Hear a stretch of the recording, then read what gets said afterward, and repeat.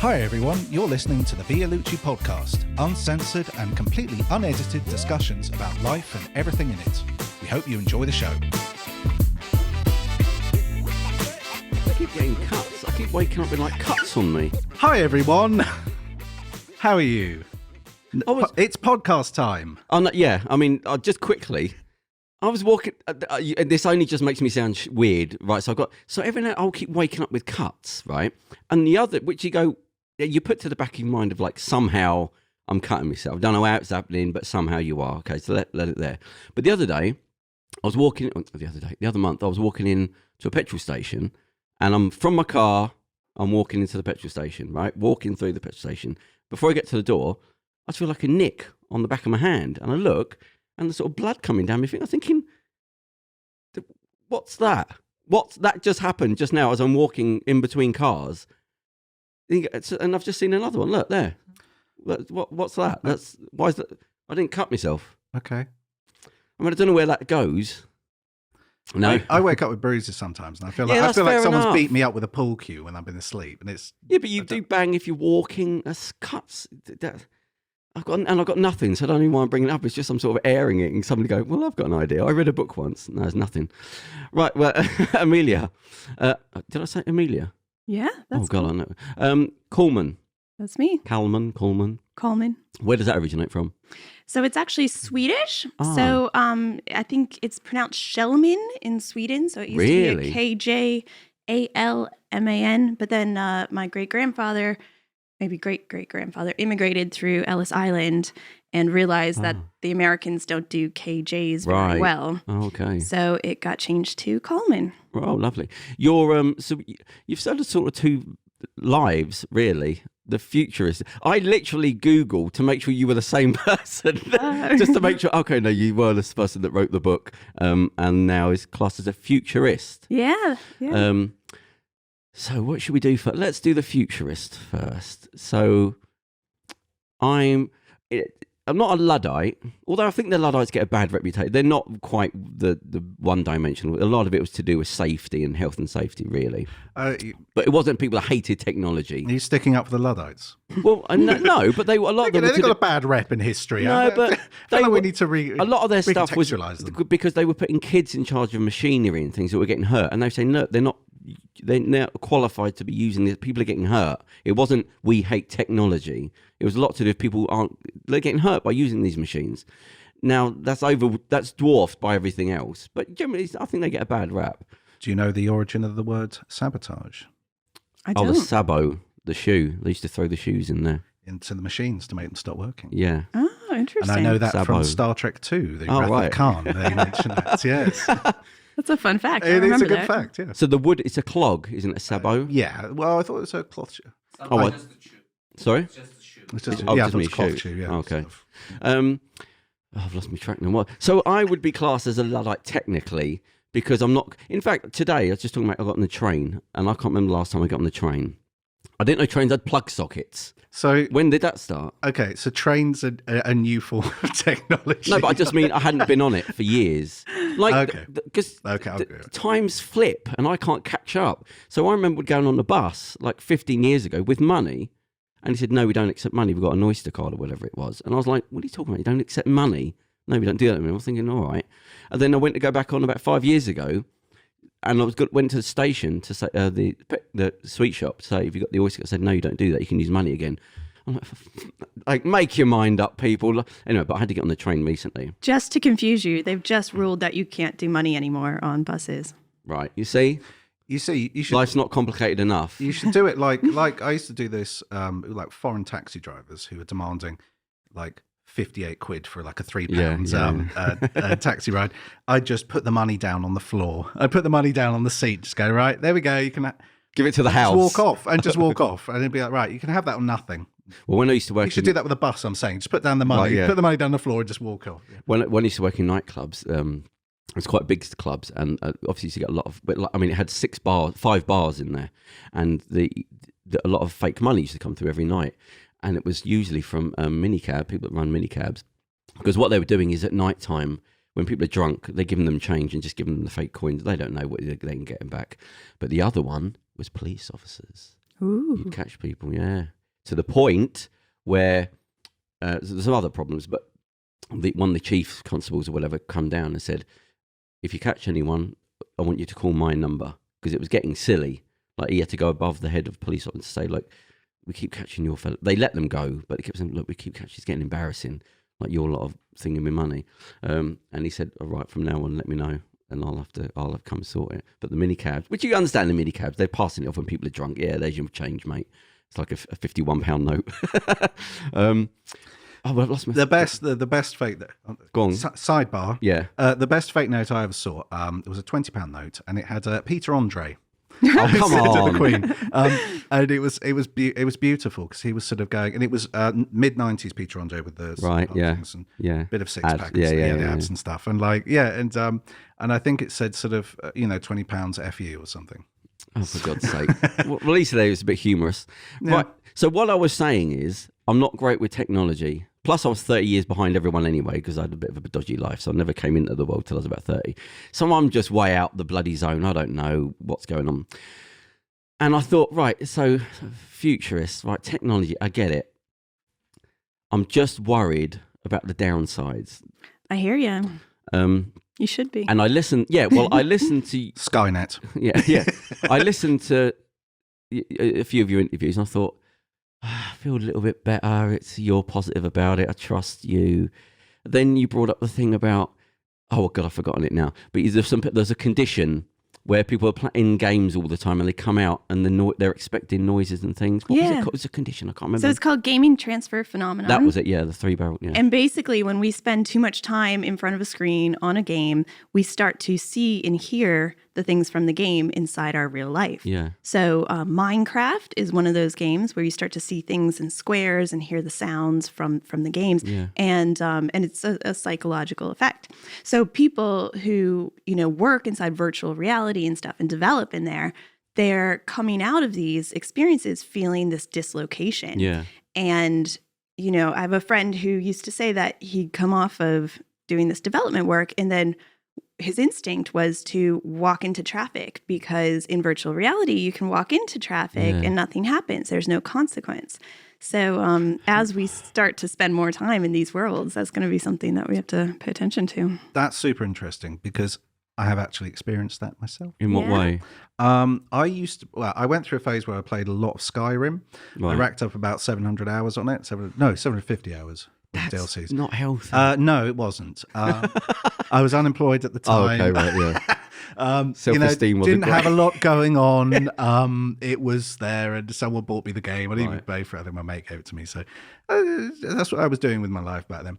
And there was a point where, I remember I went outside on my rare excursions outside. I was in a wood, and then I saw loads of flowers, and I thought, I should pick those up so I can make potions out of them. Oh no! And then I was just like, oh wow! I honestly thought that for a minute, and I was like, and I thought, oh God, okay. See, it feels like, it's like, I get it, right? There's Facebook, and you've got Google over there, and it's all exciting, and all the people following them, and the thing, and the tech, and it's all great. But I feel like I'm sort of looking ahead at the carriage, and there's nobody at the front of it. And I go, is anybody steering this thing? Because I'm looking back, and there's a sort of detritus of anxiety and stresses, and people that can't, what's the ikikomori? With people with anxiety can't go out their houses, which will come here. There's no, whatever's happening over in Tokyo will come here. What? I think it already is after coronavirus and stuff. I still know some people who are feeling that way. That is very true, and I know. There's a push to go back to the workplace now, especially with furlough finishing and just a lot of big companies coming out stating, you've got to transition back to the workplace. Yeah. I know a lot of people, where I'm working stuff, a lot of people are resistant, and a lot of people are still very anxious. And these people who are double jabbed, and a lot of them don't have underlying health conditions, but there's still that sort of mentality, you know what I mean? And because it's weird how quickly we can get into a habit, Yeah. We all essentially went through a trauma as a global society, and we're still kind of having to deal with the after effects of that. And I don't think that we have even begun to see, the actual effects when it comes to things like mental health and the future. And the other problem is, at least if you're over 30, you can still you were given tools at least that you can still hang on to. But if you've grown up not running around in the street and all that, you haven't got those tools yet. And if you've never experienced them, and now you're 20s and 30s, and it's only tech, you've sort of got a big problem. Like, it feels like, like the Wild West, when they said like with the gold rush, the internet's like the Wild West. Like there's all these things and the rules haven't caught up yet. There's no sheriffs. People are doing what they want. The rules haven't. What do we say? What can you say?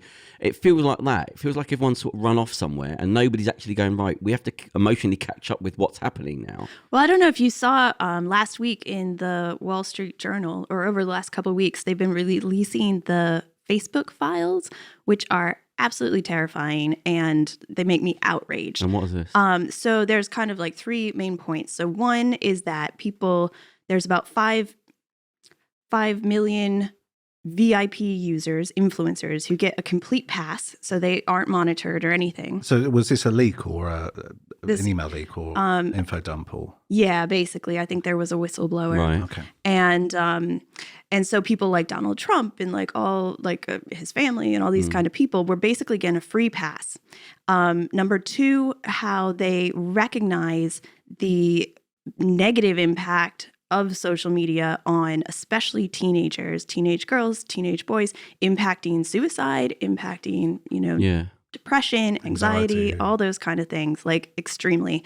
And then the third one, which I think is the worst, is about how the algorithm actually takes the most controversial, messed up shit and pushes it to the top because that's going to get the most reaction and engagement and discourse. So what they're really doing is being very divisive. And these are these algorithms saying, oh, well, if we say this, that'll piss off these people and these people will defend it. And so that's going right to the top. And that's becoming our society. So, I mean, I honestly think that, we can trace the rise of Facebook to the rise of the right and to fascism and, like the civil war that America's in at the moment, just between political parties. And my question is, what can we do about it? And can we make it something that doesn't get worse? Because where we're looking at now is going into Web 3.0. So, so moving on from the internet into the metaverse. And I think we have an opportunity here to really kind of redefine what we want out of our social media, out of our internet experience, all this kind of thing. Except the World Wide Web was originally created by scientists and technologists and academia to be a way that we could share information across global territories. Whereas, with this version of the internet, it definitely has commerce at the center of it. And it's being made without any government regulation or oversight by big tech companies specifically to sell you shit. Yeah, it's the thing. It's this thing of like Facebook just going, well, it's nothing to do with us. We're just a platform. You go, oh no, it's like I say, it's an algorithm. You're designed to put the freak show stuff at the top, controversy, confliction. Everything is, but they still get away with it. Like, oh, we're just Facebook. No, I mean, I hate Facebook, but I talk about them all the time. You wouldn't know. So like, I quit Facebook during the Cambridge Analytica scandal. I quit WhatsApp a couple of years ago. But I'll tell you what, I am literally addicted to Instagram. What's the pull towards Instagram? Well, it's the algorithm. It's the fear of missing out. It's the whole thing. So, I mean, I literally don't keep the app on my phone so that that's right, if I feel the urge to go on, I have to make a conscious decision that I am going to go on. But, you can lose 20, 30 minutes of your life just scrolling. And then when you come off of it, do I feel any better about myself? No. Not really. I suppose, I think things like that are like a time sink, Exactly. And like, it's kind of like, oh, I've got 20 minutes until my food's ready. And you go, I'll just do time sync. And basically, I'll skip those 20 minutes by doing this task. But the thing is, see, I had a weird, because I kept sort of skipping in and out of life. And I sort of like now, I'm not being funny, but when I got on the trains, I thought, oh, there's curtains on here. What? Oh, I didn't know plug sockets on. How did that work? So I didn't know. I got off the train and I saw adverts with lots of black people in it. I thought, oh, they've started doing that. Like, because I haven't seen it slowly work its way in. So I thought, oh, they finally well done, caught... society. No, but good on. That's what I mean. It was jarring. That I was stood there and I thought, oh, they finally caught up with the world. But if you're there every day, you don't notice it. And my thing with the technology, the first thing I say to people, you don't need it on your phone. It does not need to, unless you're some big business or whatever, that has to come off your phone. And when they say, well, no, but, you go, I'm literally talking to an addict. You're in denial. Same traits as any other thing. It's like a junkie. Same chemicals in your brain. The fact that I'm not saying get rid of it, but whatever you have to do, you can have it when you get home. You go, no, I can't rationalize it, but I need it. I have to have it here with me. And I'll go, wow, that's not, you're like a child, really. You are like a child. And the fact that it's been able to interject itself, not just in between sort of communities, but in between parents and child, like it's got in there, the little crevice there. That's how good it is. It gets tighter and tighter until you're in your own little bubble. And people go, oh, algorithms, we can tell you, like Netflix or whatever, we're going to tell you what you want. I don't want you to tell me what I want. I want to be thrown at weird stuff. It's not a benefit. In a way, it's a way to monetize interactions and relationships. And it's like through technology, they finally found a way to make money out of you having a chat with your friend. It's the manipulation. You know what I mean? You having a chat with your friend that. Or showing a picture to your dad or whatever, oh, this is a lovely sunset. They found a way to literally make money and advertise on these intimate I don't even mind that. It's a business, but it's when you start to manipulate.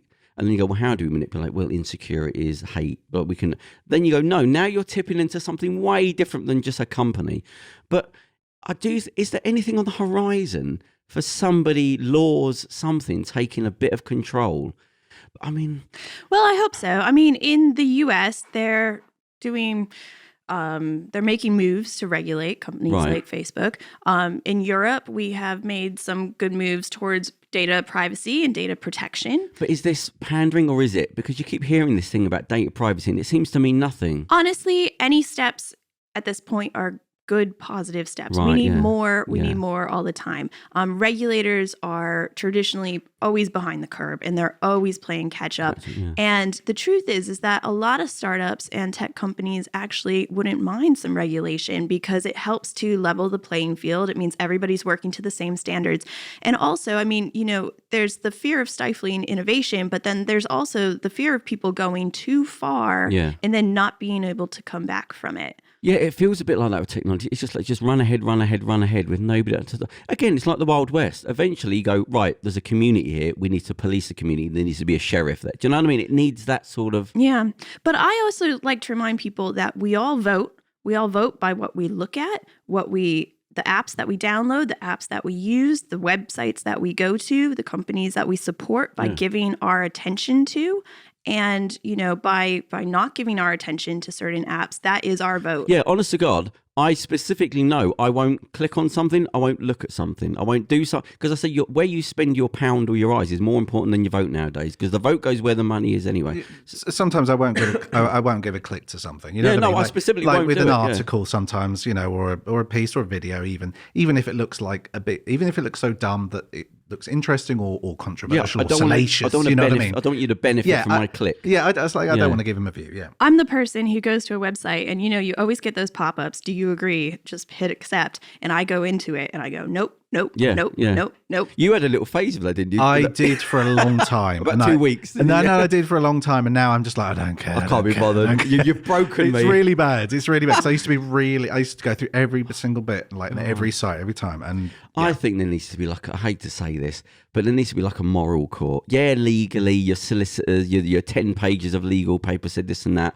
but morally, was it right? No, was anybody morally? I know you don't. I don't want to get to sort of Sharia law. This is what I'm saying. Is you're starting to get into like religious courts. But did you ever see that Black Mirror where they had, basically in the T's and C's, everybody checked something off and just accepted it, and it was the singing competition, and basically I think it ended up in if you lost, you got killed or something. But we said yes to the T's and C's. Nobody reads that. It's like an old Eddie Izzard bit. He did that, and he said, he goes. Because no one reads it, the Apple Store bit, and he goes, so give away your firstborn child, whatever, 1,000 years in slavery, whatever. It's like, I mean, you could technically click in it and that would be a legally binding thing. You could be signing anything. Oh, no, you agreed to give us 50 quid a month. Yeah.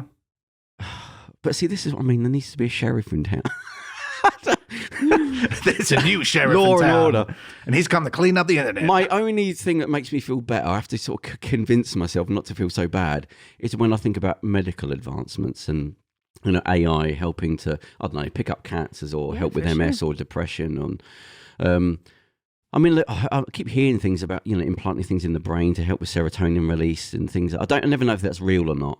But there was like a foil thing that goes into your head, and there's a wire that you can stimulate to release serotonin. That was a few years ago. Yeah. And those sort of things make me feel a bit better. Or when I see robotics are helping people that can't walk, and you go, I don't know if that class is technology. Of course that's technology. Yeah. But I mean, we're at the vanguard. I mean, with internet and stuff, unfortunately, we're at the vanguard. We're right at the tip of the spear here. Yeah. We're sort of, and as I said, we're making it up as we go along.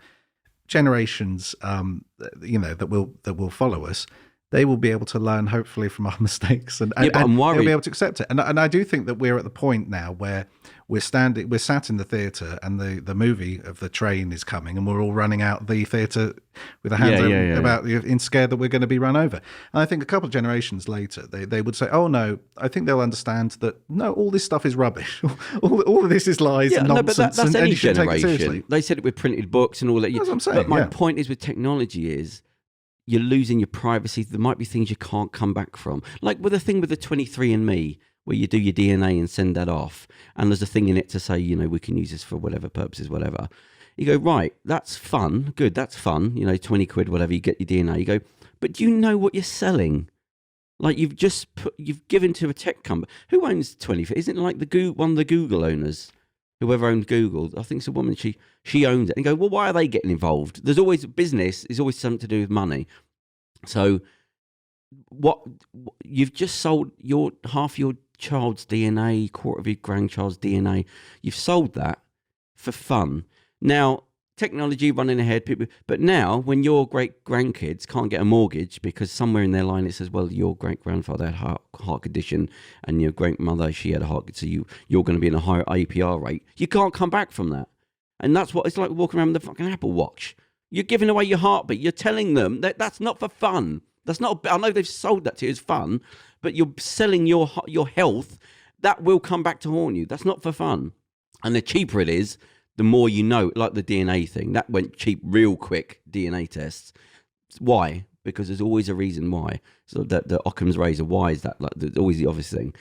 So all that DNA, all that your heartbeat and what that's going to come back to haunt your children. What your health was doing, what your heartbeat was doing, and you don't come back from that. Do you use Google though? Yeah.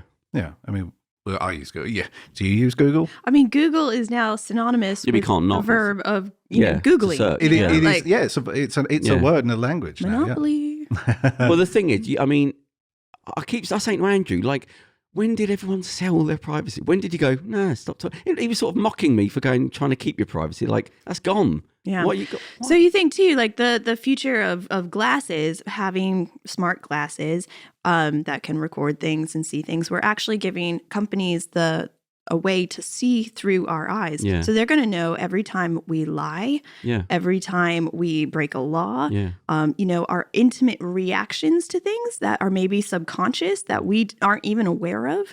These big companies are going to know this information. And then governments will know. These little micro actions, like you do a double take at someone, maybe see an attractive person walk past and you do a double take and you don't even realize it, you know what I mean? Or you see someone, you're like, oh, they're a bit...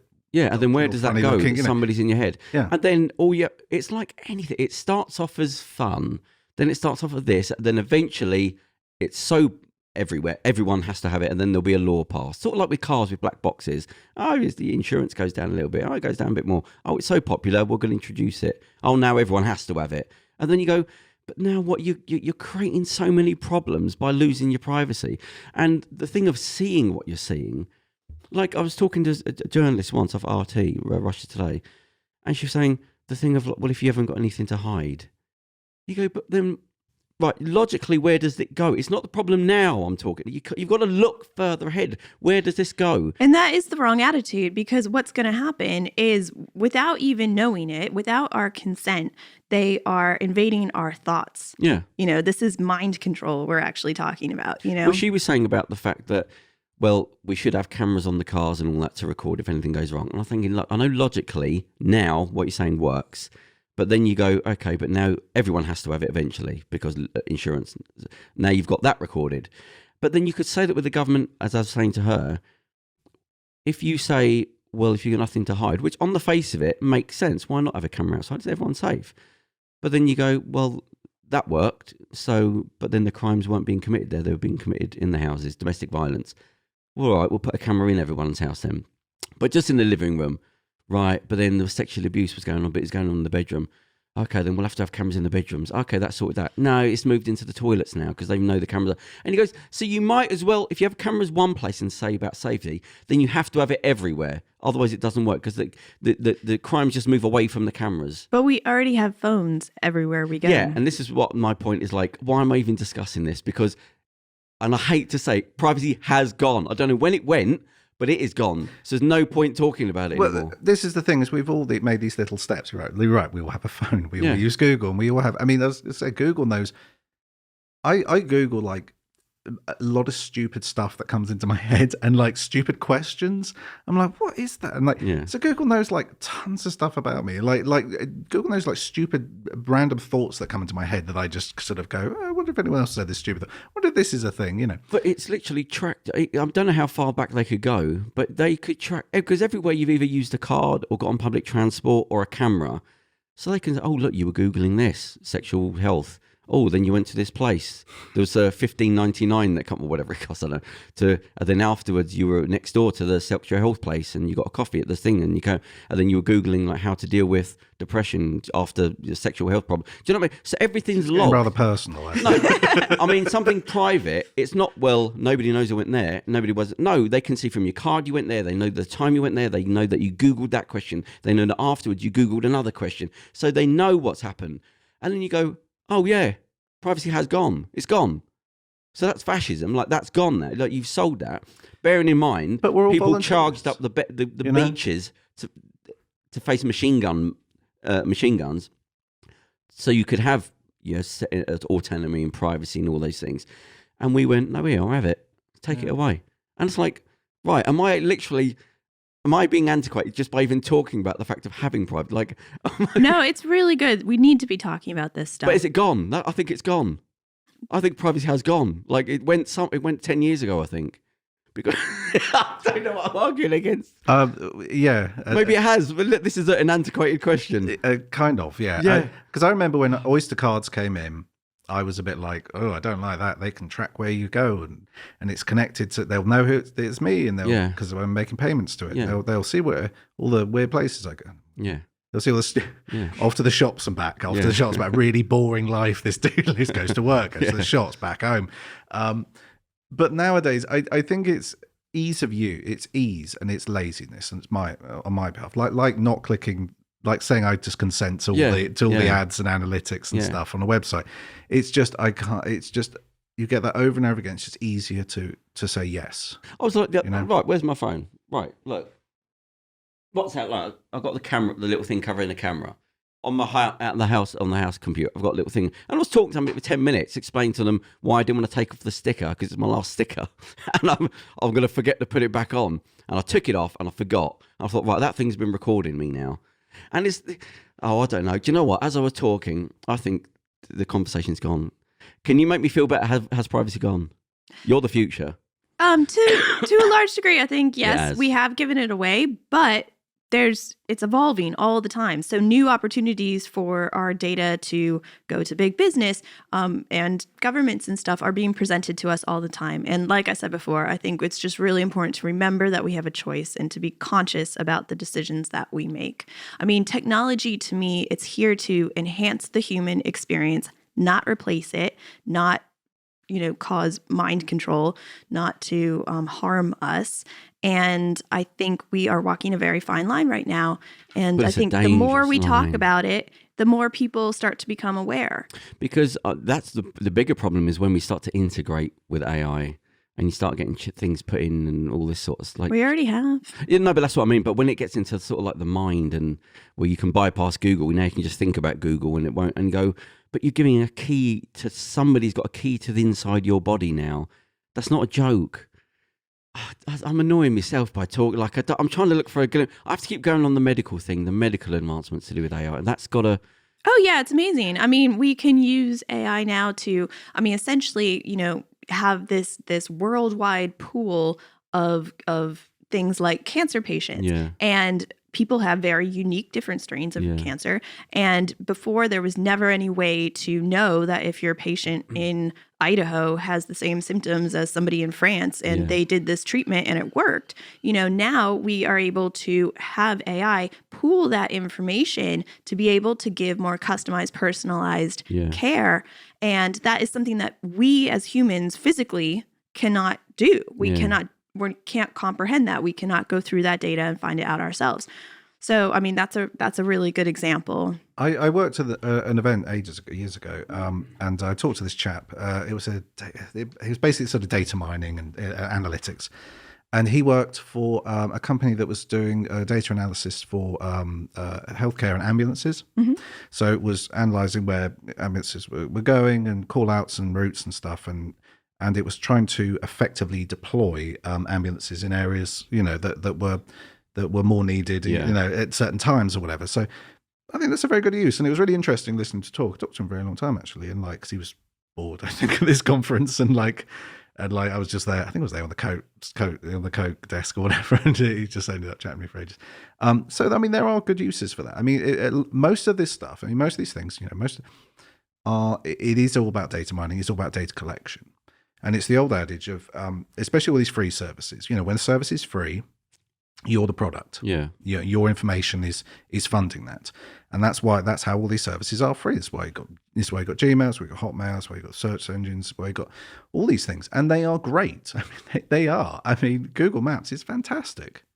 And Google Street View, it's great. Honestly, in the old days, I used to have to buy an A to Z, and I still got them, and I laugh because I got them in my bookshelf. And I remember with places I've lived and stuff, I used to have to go buy an A to Z. And sometimes I used to put it in my pocket, and I used to have to look where the hell I'm going and try. Yeah, but you would have now it's neutered you, so you need Google Earth because people that can't use maps now. Well, yeah, but I still use it on the thing. But and like trying to find a bus and stuff. You're like 2 a.m. and in the middle of nowhere, and you're trying to find a bus, and you're like, I don't know where the hell. That's great. That's great. I don't know. That's a great service. Yeah, I think we're just relying too much on it. What would happen if the power went down? I don't want to get too dramatic.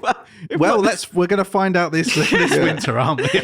I have a feeling this is going to be a bit of a rough Christmas. Hopefully, I'm wrong. As soon as they say "don't worry about it," it's like, what? I wasn't worried. What? As soon as they come out and say, "Okay, don't worry, everyone. There's not a fuel shortage," and everyone goes, "Whoa! There's a fuel shortage." What's that about fuel shortage? Yeah.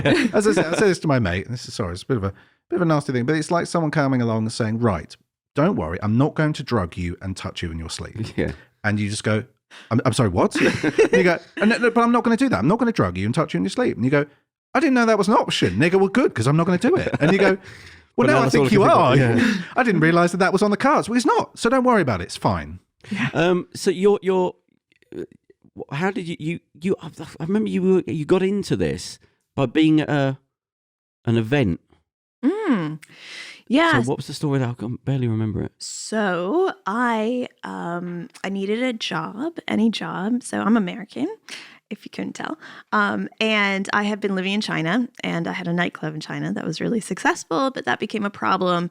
And I got thrown out of China. So I came to this country, and it took me 2 years to get a visa to work. And during that time, they threw me out of this country for a while, and I had to come back, and all this. It was a big old mess. And that's when I wrote my book, was because I had that time period. But then as soon as I got a visa, I needed a job, any job. I didn't really care. And I had a friend who was going to this innovation conference, and I said, I'll go along with you and I'll host your booth, and I'll talk to people and maybe network, and maybe somebody will give me a job. And there was this really cool booth next to ours, and it had lots of technology. It had like holograms and touch screen tables and virtual books and all this stuff I'd never seen before. And I just kept asking loads of questions and going over. And then finally I was bringing my people over and explaining to them what had been explained to me. And somebody said, "Do you work for us?" And I said, "No, but I should." And a week later, I was hired as a marketing assistant at a creative technology agency. And there I worked my way up to become their global head of innovation. And I opened up innovation labs where people could come and get hands-on with the latest new and coming technology and really get to experience it. And what was great about this was the timing. So it was 2013, and that's when Google Glass came out, and that's when the Oculus Rift first got kickstarted. So these technologies were new to everyone, and I got to have all this kind of hands-on frontline experience with it. And then it kind of took off from there. I found that because I come from a theatrical background and not a technical background, I have a bit of a talent for being able to make this intimidating technology accessible to people and take this something that's really complex and make it something that everybody can understand. Because if I can understand it, but it was that out of the blue. There was it. No, you weren't sort of nerdy or geeky before. You weren't subscribing to Tech Weekly or nothing. It was just that sort of random. It was that random, yeah. And I'm a very curious person. Right. I'm a very kind of enthusiastic, passionate person. So, and I love being on the cutting edge. Like I've always loved to kind of be on the forefront. And like I said, I found kind of a niche there, and then I started to get hired to speak about it and my work in virtual reality. I also did the first burlesque show in virtual reality in 2015. Okay. And I did some experiments in it that were really cutting edge at the time. And then 2017, I went freelance as a futurist. Okay, and that's when it's all. I had a meeting with somebody 10 years ago, and he turned up and he had the glasses with the camera on it. That would have been Google Glass. Yeah. So as a futurist, if you were out with somebody and they turned up wearing that, does that still offend you? Would that be weird to you, or do you go, "No, it's technology"? I mean, so Ray-Bans and Facebook have just put out a collaboration, and they're sexy Ray-Bans that look great, and they have a little tiny light that you might not even notice when it's taking pictures or recording. And the big kind of fear there is that people can be recording when you aren't consenting. And so how do you feel about that? I think it is a genuine concern, but we are moving into that direction. So, I mean, every of the top 5 biggest tech companies and then the 5 after them are all moving in this direction of seeing our future, not looking down at a screen, looking through our eyes. Augmented reality and yes.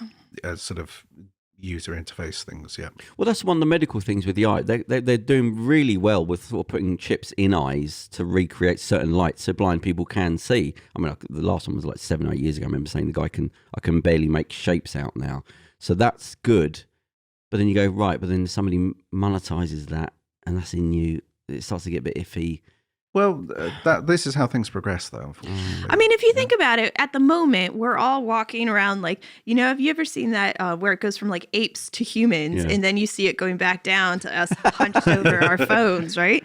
So the idea is to kind of like move in a more heads up, hands free way that we can connect. And what's the rules with like videoing something? Can you just walk around with those Google glasses on? There's no law to say, because if I was walking around with a camera, surely there's rules for that, isn't there?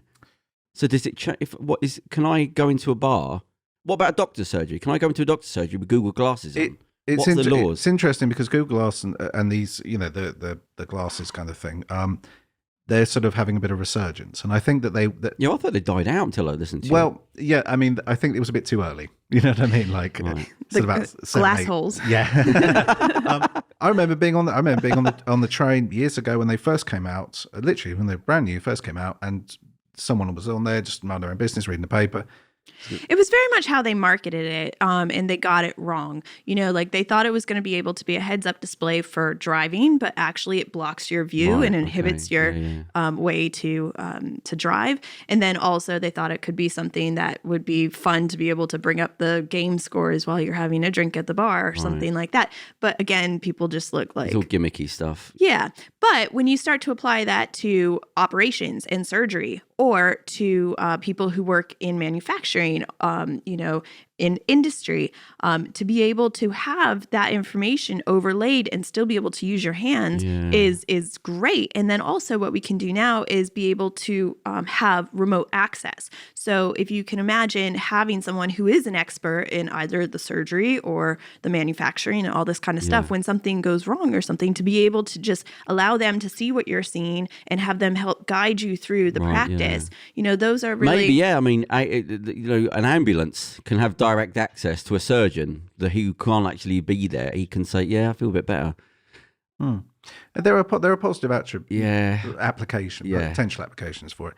I was going to say, when I saw this chap with the glasses on years ago, it stood out because 2 guys came up to him and said they didn't want him filming them, and basically tried to get in a fight with him and asked him to take it off. But this guy, he said to me, do you know what he said to me? He said, because I said, are you recording now? He said, it's funny. He said, everyone says that. And I wanted to slap him. I was like, well, there you go then. Because he's got it on. I think, right, I'm immediately changing my opinion based on the fact that you've got a camera on me. I don't know whether it is or it isn't. Even if you say it isn't, I still don't trust you. So now this whole interaction is not real anymore. So I knew it wasn't going to go ahead. I want to end the technology thing on what we just said there. I feel better there where you're saying about the fact that, people's lives could be saved by it. So, to go to your book, so where were you born? I was born in Pittsburgh, Pennsylvania, but I was raised right outside Washington, D.C. in Virginia. Oh, okay. So, did you grow up in the theatre? Yeah, so... my mother was a director. She was one of the first female directors at CBS. Film. Oh, okay, right. Yeah. Television. And I guess I was a bit of a problem child, and she recognized I needed an outlet. A creative, in other words. A creative person, yes.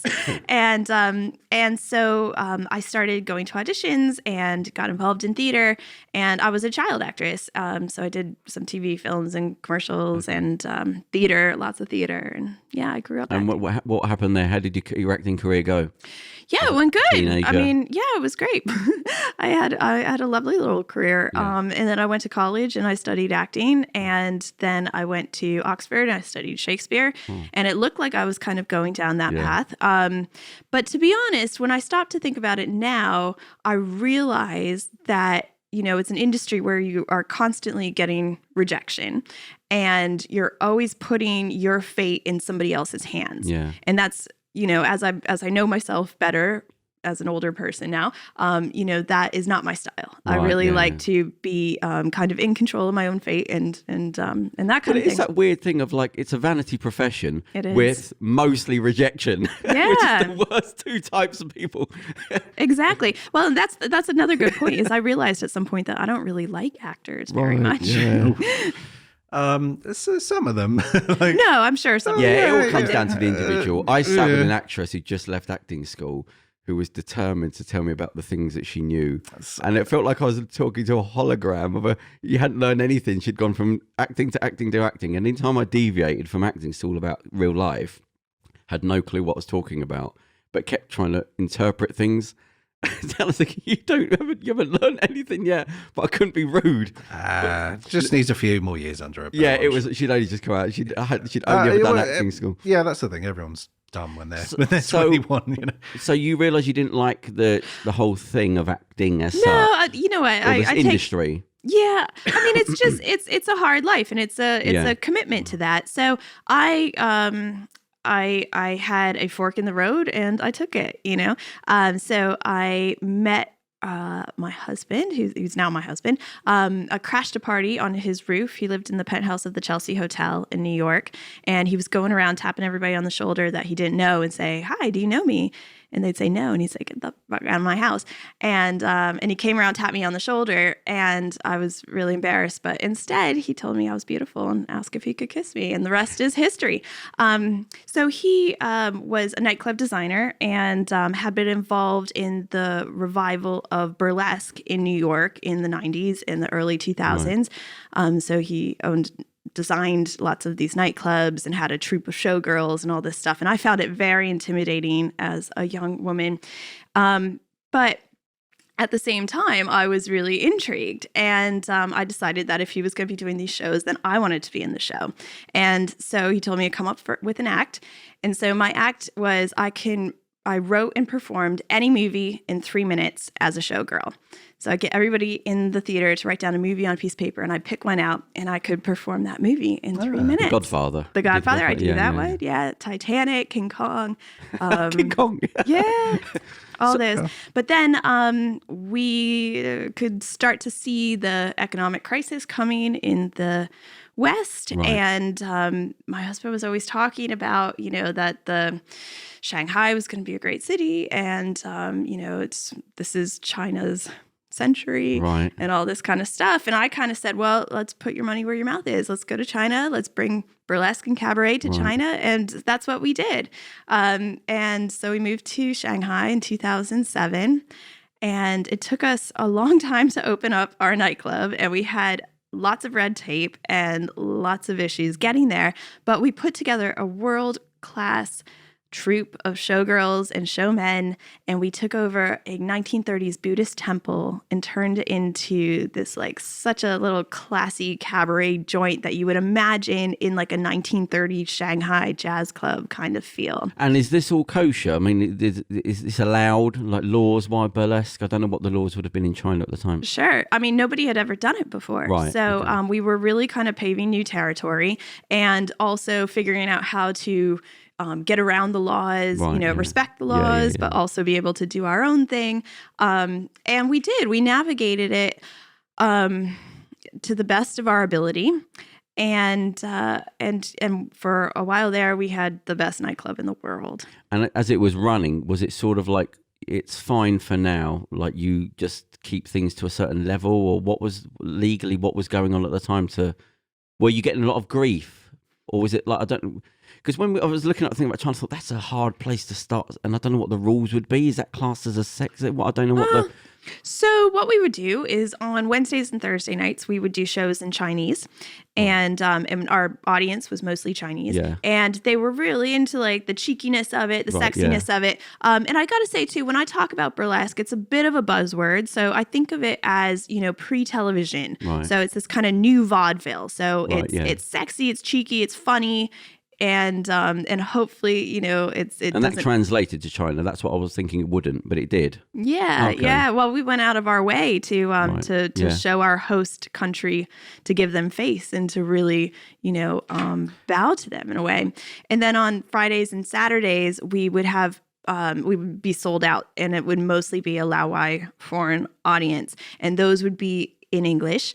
And we would have our main stage show, but then we also had we had a balcony. We had booths around us, one balcony, and then we had a private balcony at the top. So it kind of would get filthier as you go up in the nightclub, and as the night went on. And it was an open door thing. It wasn't like a speakeasy. It was could everyone see? It was a legit nightclub. It was, okay. I had a speakeasy in New York. That one was illegal. Oh, right. Oh, that was, okay.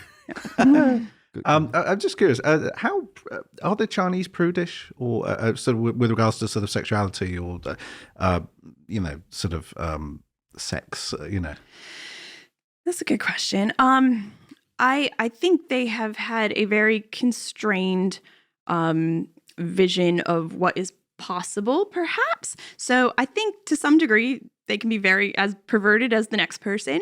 I think we are seeing such a change generationally with women in China, having more power, having jobs, not having to stay at home and raise kids so much. And this is really influenced for the first time the generation that is coming up and has been coming up now. So, I mean, I think they're just people like us, yeah, but that's the thing, is I'm sure behind closed doors everyone gets up to. Yeah. I mean, the KTVs, which are the karaoke joints, which are on every corner, are prostitution. And they're run by the police. Okay. I can say that now because I can never go back to China anyway. Right. Okay, so I'm wanted. Yeah. Wouldn't want to anyway. Yeah. But because but sort of public displays of sexuality or sexiness, is that sort of frowned upon, or like on the bill? But because I'm just thinking when I traveled a bit around India, and India is a very staid, male-dominated society. Women. It's not a Muslim society necessarily. People have to force covered up, but it can be very prudish, and it's certainly very male dominated. And they're very strange about film. Like all the films have everything edited out. You're not allowed to have kissing or holding hands. You're not allowed to have homosexuals anymore. Right. In China? Yeah, in films, television, they edit now. Yep. Yeah. They've just passed it. They're editing out. Is that a new thing then? Yeah. Really? Any homosexual act. Because it is legal. Or character, even just a character. It was classified as a mental health disorder. And it only kind of recently had become not illegal. But to be honest, I'm not sure where that all stands now. I wouldn't push it.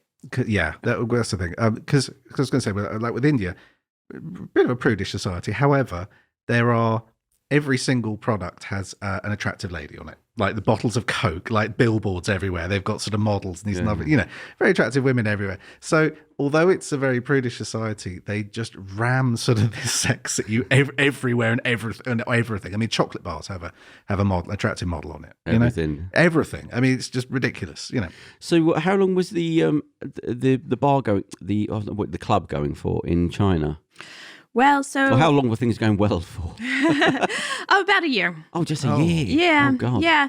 I mean, we attracted lots of problems. Because we had lots of international attention. Piers Morgan did a show on us and like all this kind of stuff. And that was kind of a problem for the Chinese.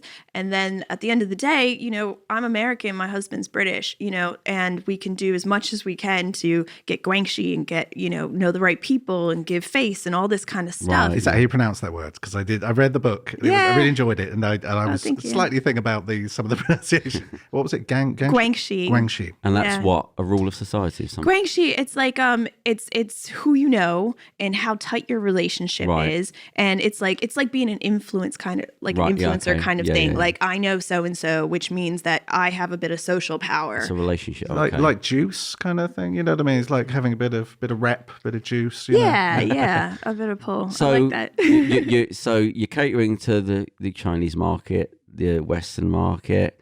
Everything's going well. It's sort of, up and down. But when did... I mean, so once you kind of get successful, then they start coming around and asking you for things like a license to cut oranges or a license to cut like onions in your kitchen. Oh, you don't have that? Right. That's going to cost you $8,000.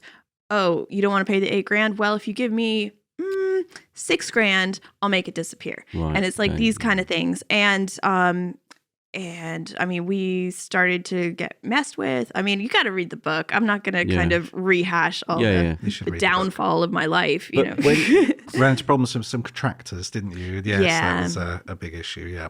Yeah. But that's what I'm worried about. I mean, especially as a Western being over there, they know you don't know everything. So it leaves a door open to... I mean, it was the same people who helped us to open and help us get legal and helped us along the way who kind of ended up kind of tearing us down at the end and just coming around with their hands out constantly asking, And so, I mean, ultimately, it's no secret. I got thrown out of the country in 36 hours. I had 36 hours because we got tipped off because we had somebody who knew somebody on the inside of the police force.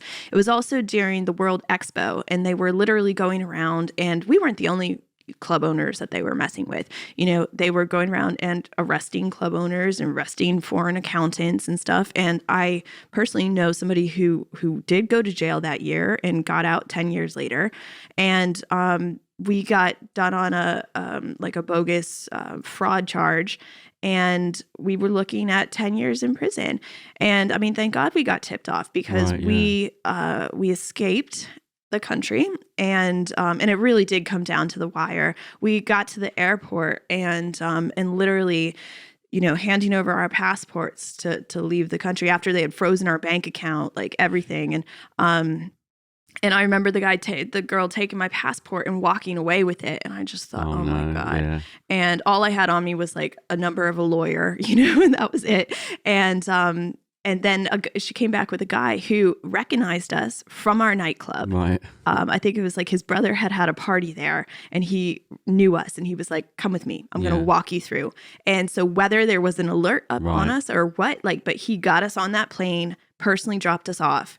And as soon as that plane took off, I just remember bawling my eyes out. So did you leave with anything in terms of, did you get anything back? Yeah, so we left with 2 suitcases. So all you could fit on the plane. And you came to the UK? No, we went to Bali because we thought it was going to blow over. I mean, because we had lawyers, we had partners, we had Guangxi, we had, and so we just thought, okay, we're going to get out and it'll blow over and we'll be able to go back. And so we spent probably about 10 days, 2 weeks or something in Bali, and our life had just been blown apart, and we have no money. Our bank account's been frozen. So we have no money. We have 2 suitcases. We have no prospect of where to go or what to do next. And we found out that we weren't going to be able to go back. So we had to make a call about where to go. We could go back to Virginia and live with my parents, or we could, come to this country and try our best. And my husband has a wonderful group of friends that he grew up with and knows from Bristol, and some who lived in London as well. And they really took us under their wing. So all you were able to do really is get on a plane somewhere. That was it. So you had to be looked after at the other end because so everything you've left behind up to now, has there been anything that you've got back or anything that you could? Yeah, so we did manage to get some things back, like some random things back. Yeah, and some of... were you able to sell the building or the business? Was that just... So the Chinese eventually took it over, and they raided. By the way, they came to our house, they came to our office, they raided our nightclub, like looking for us. Yeah. And then so they tried to rent it for a while, and it got closed down. And now it has been reopened as an event space. A couple of the people who are involved, I know from that time, and I think they've done a good job of preserving the atmosphere and the beauty of the building and stuff. Yeah. And so would you even want to go back? I don't think I can go back. I think I would risk. It would be a risk to go back, so I don't. Even if they said you could come back, it wouldn't be worth the risk. I don't want to. I'm not going back to China. Fair enough. Yeah. But reading the book, it was really interesting because I got the sense that it felt almost like saying to you, it's like it almost felt like being in an absolute monarchy, in that it's a society where you don't really have rights, human rights, civil liberties, so there are laws and rules, but the government seems to be able just to come in and say, they don't apply to the government, and you don't have any recourse. You don't have any protections and recourse. The laws are this at this moment. Yeah. Well, they can just say, we're arresting you for something, and you can go to that's prison. What's happening in Hong Kong right now. Mm-hmm. That's a genocide against the Uyghur people that is happening right now. You're right. Yeah. But they can literally, they can seize your business, they can take your money, they can put a fine on you, they can literally, it's like the monarch, it's like sort of Henry VIII coming along saying, oh, it's a nice place you got here. It's good, I want it, Although, they can literally take anything they want. Other countries do the same thing, Western countries. There was a guy I'm trying to get on the podcast who got put into Guantanamo Bay, and he was, seriously, but he was like, no, they just come and got me one day, because I think he was doing some charity work in Romania or something like that, and he's connected to somebody else, and because he was in his phone book, the whole thing is like, no, they just come and grabbed me out of my house in England and threw me over there. And 2 years later, it's like, hang on, no, the laws, you can't do it. I'm a British citizen. And go, nah, when it comes to it, it doesn't really, we can do what we want. With China, there was a real opportunity there. It really felt like when we went over there and stuff that they were opening up opportunities for foreigners. They wanted us there. They wanted our money. They wanted to be not seen as the world's sweatshop anymore. They want to be seen as the world's superpower. And, and we helped their image. And then they kind of blew it, It was like... I don't know when that happened, because I thought, money's got in there. Around 2009, soon as they open up a McDonald's over there, that's it. The doors have been kicked open. But now it started to go back again. I thought they were sort of going that way, and now they're not. They're coming... they do. They seem to do this, don't they? They seem to let people. They seem to give a bit of rope, bit of leash, bit of leash on the leash, and then we're all right. All of a sudden they'll yank it back. And again, like with the protests in in Hong Kong, people go out and protest and stuff, and sometimes the police come out and bash them up and they'll fire tear gas. But then they allow these protests to go on and on and on, and then sometimes they'll peter out. And then, 3-4 months later, they'll arrest 10,000 people. They'll just come out and arrest everyone. Yeah. You know? And you think, because you sort of think, things are moving in a positive way, and the path of I think bending towards freedom and justice. So you think, things are moving the right way, and then they go, nope, and they yank that chain back. Yeah. But I don't know what the benefit that is, because they must know for businesses that you're in an impossible situation there, because you're undermining confidence, which is, so that's it now. Nobody's going over there if you can just grab things at the last minute. I mean, if you have very deep pockets, if you're like a McDonald's, those kind of companies probably do really well over there. Was it Google? What was the problem with them saying, no, there were certain things they didn't want to show in Google, so they said, no, well, we're not going to go there then. Haven't Google pulled out? Yeah. Yeah. So they are out. They are out then. Yeah. They got their own search engine, don't they? I mean, in some ways, because it is, quote, communist society, they have some benefits to that. Like, everybody uses WeChat. You use that to pay. So like at dinner, everybody can, divide up the check and pay at once, just using your phone. All these kind of, like, there's some things that actually work really well, being able to just put a mandate out that from now on we're using facial recognition, where these things are allowed, these things aren't allowed, and so the whole club, the burlesque thing, the theatre, all that, is there anything in you that's doing that now, or is it just the future, the technology stuff? Is there anything that's holding on? Well, so I have over lockdown I wrote a new book. Oh, right. So how far into it are you, or you've done? Well, I've finished it, and I've just gotten to the point where I've started to kind of submit it to agents and stuff. Okay. So keep your fingers crossed. Wish me luck. Okay, good luck with that. Thank you. And it's about the Chelsea Hotel. So I mentioned, so my husband had lived there for 25 years, and I lived there for the last 3 years before it got sold. So the Chelsea Hotel, I don't know if you're familiar with it. I don't know. But it is absolutely legendary. It's kind of like the bohemian rock star hotel. So like Janis Joplin, Patti Smith. It's where Sid Vicious supposedly killed his girlfriend, Nancy Spungen. All these kind of things, and then a bunch of artists. So it has this amazing history, and I had begun to kind of write another memoir, which is Diary of a Shanghai Showgirl is my first book, and that's a memoir.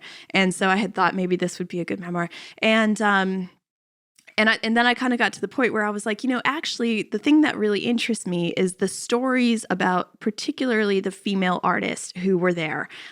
So, like Joni Mitchell and Nico and, all these people. And then you had Andy Warhol and his superstars and Edie Sedgwick and stuff.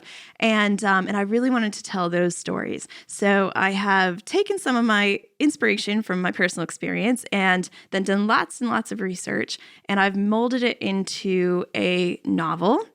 It's called The Last Chelsea Girl. So so you asked me about the theatrics and stuff, and so I have in my mind that at some point I would love to do kind of an immersive theater show when the book comes out, where you could go into a space and maybe there's different hotel rooms that have different actors playing the different stars, and you could kind of go through it, something kind of like Punch Drunk or one of those kind of things. So I definitely still have that theatrical. Yeah, because that's a lot of experience to have to just move on from that. That's a lot of.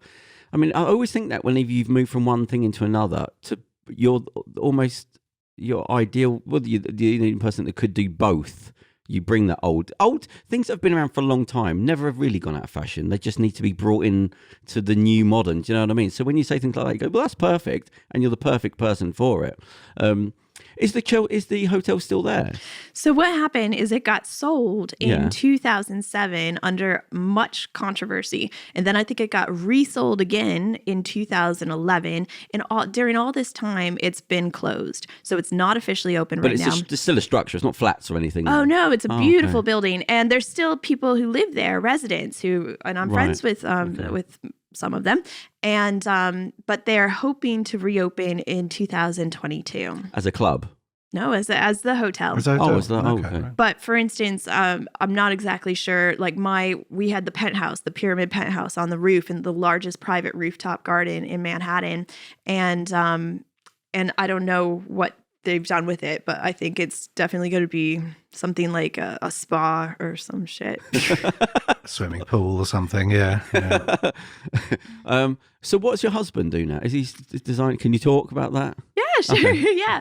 I mean, he's essentially retired, but he is a designer, and he's actually kind of in a neat place right now where he is able to kind of pursue his fine art for the first time. So he used to design album covers, like the House of the Holy, the Led Zeppelin album cover where the kids are climbing up the thing. Well, he did the physical work on that for Hypnosis, and he was the art director for Marvel for a while.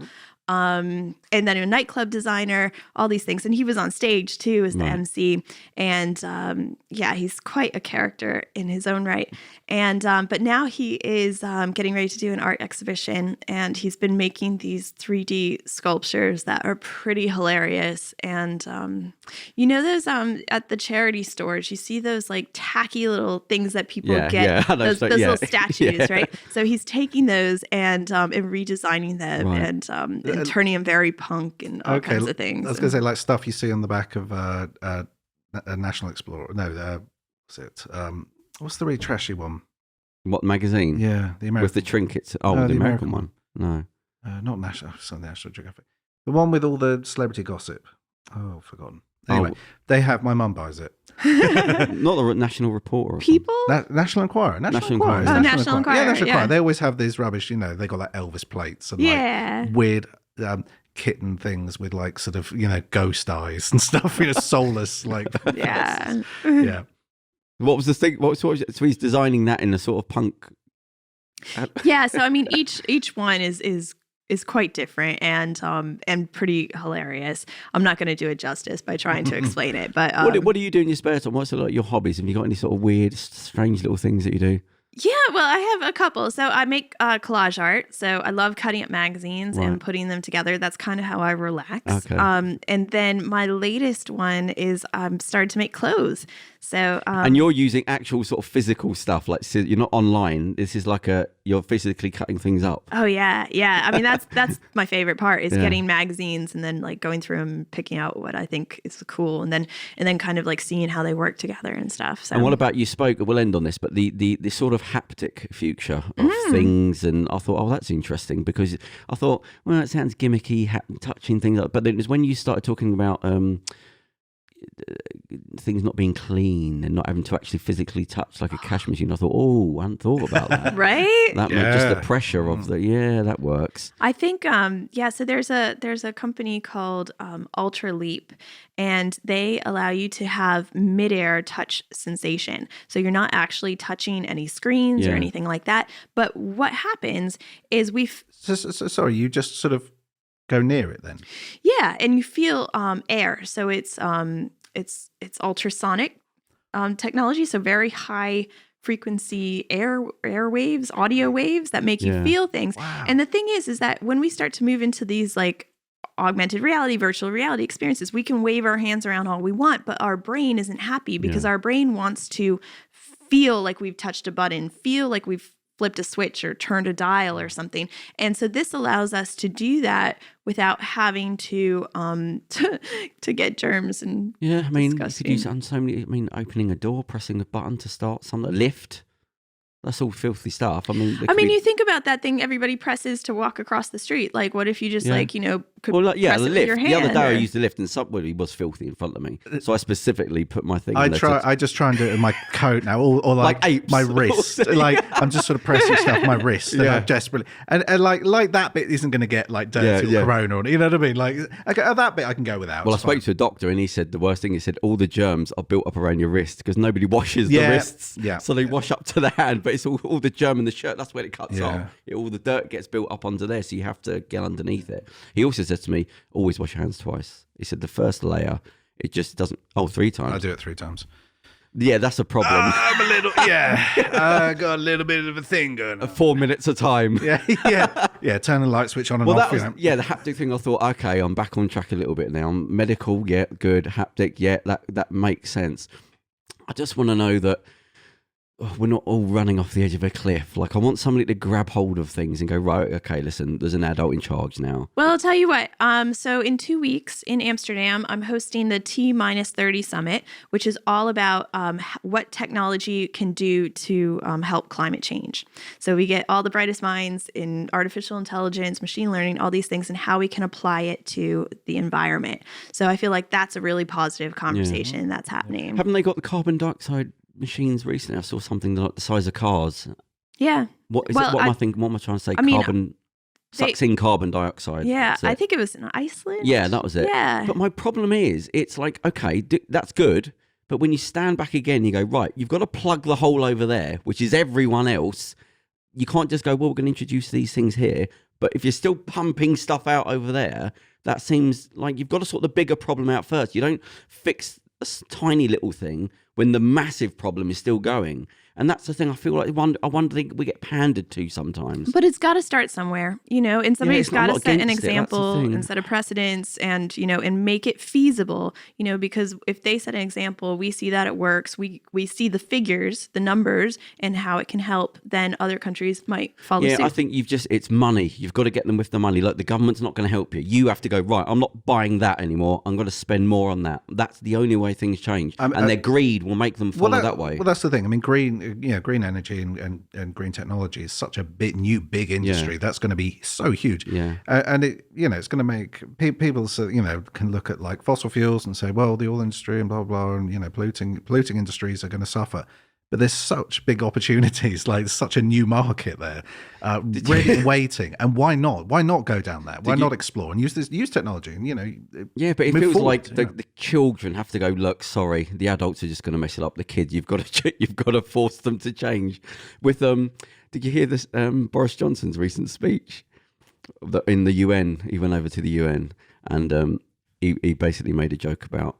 It just fell flat. Like, it was nothing. The Kermit the Frog. It's not. He said it's unlike it's not easy being green. Oh. And it was sort of like in the background, tumbleweeds. Just which like, I feel hello, bad is this thing on? Is this thing? Yeah, because I thought it's tough sort crowd, of funny, tough room. Yeah, it's like, I get no respect.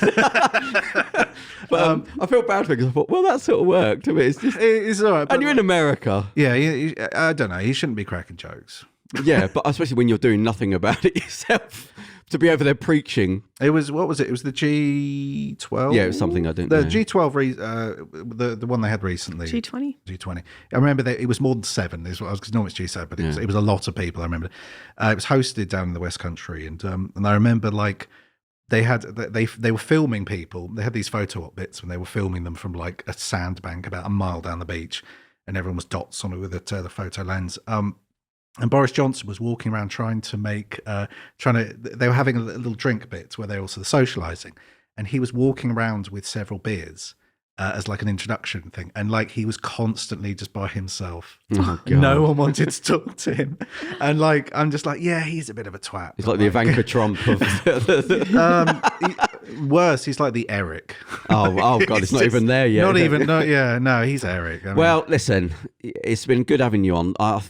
You've from the research on you, and I was sort of like, oh, I want to feel a bit better, but then now talking medical, the haptic stuff, I'm a bit more positive about things. I mean, there's two sides to everything. There's opportunities and there's risks, and I think. Well, yeah, you're saying like we're on that sort of tightrope. And it can be pushed one way or the other. Yeah. That's down to individuals to... And that's why we need to talk about it, and that's why we all need to kind of take responsibility. Yeah. And these conversations really help. Yeah, I think that's it. Conversation is part of the help. So you're sort of doing a bit here.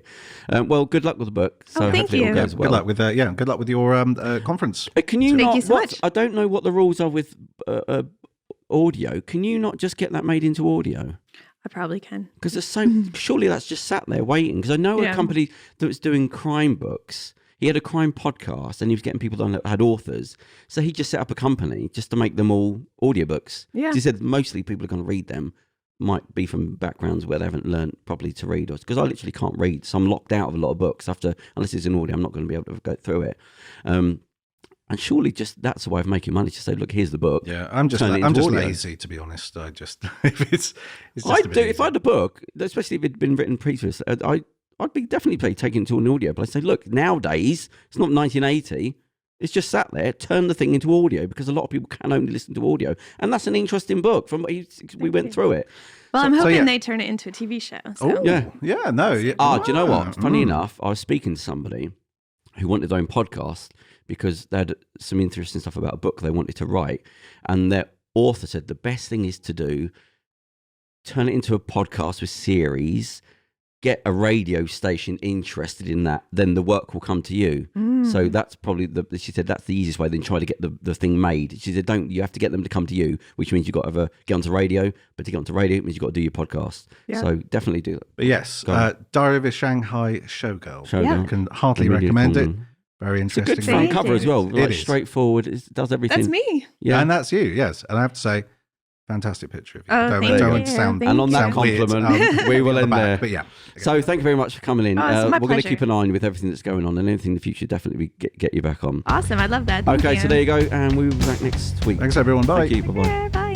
Here's your story, let's begin. The water's fine, come on, dive in. The future's here, it's right before your eyes. Step by step, you're on your way. Welcome to a brighter day. Don't you know it feels good to be alive? You could be larger than life.